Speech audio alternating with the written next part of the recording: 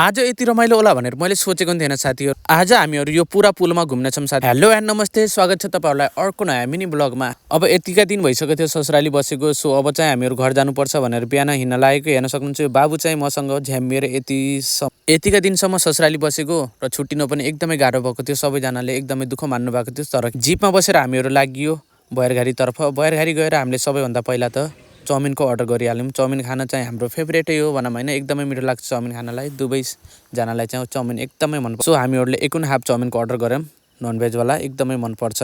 नास्ता गरिसकेपछि अब हामीहरू बयरघारीबाट बस कुर्दा आधा 1 घन्टासम्म पनि बस्न आएपछि फाइनली बस आएर चाहिँ हामीहरू फेरि गयौँ।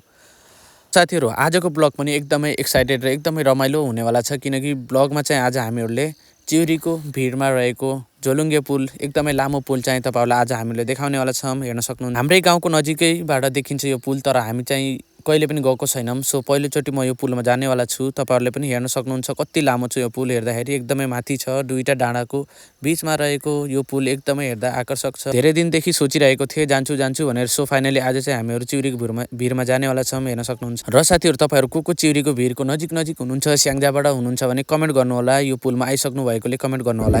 ओ माय गॉड, कति लामो पुल गाइस। वाउ भन्दै भाइ।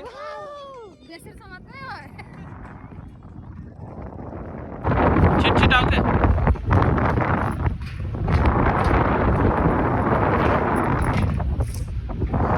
हेर्न सक्नुहुन्छ साथीहरू, यति बेला पुलमा चाहिँ एकदमै ठुलो हावा चलिरहेको थियो र मैले भोइस ओभर गर्न पनि, भोइसमा चाहिँ भिडियो बनाउन एकदमै गाह्रो भएको थियो। र यहाँ चाहिँ सबैभन्दा पहिला त तपाईँहरूले हेर्न सक्नुहुन्छ ड्रोनबाट नि भिडियो सुट भइरहेको छ। यहाँ माथिदेखि नै ड्रोनबाट नि सुट गरिरहेको छन् मान्छेहरूले।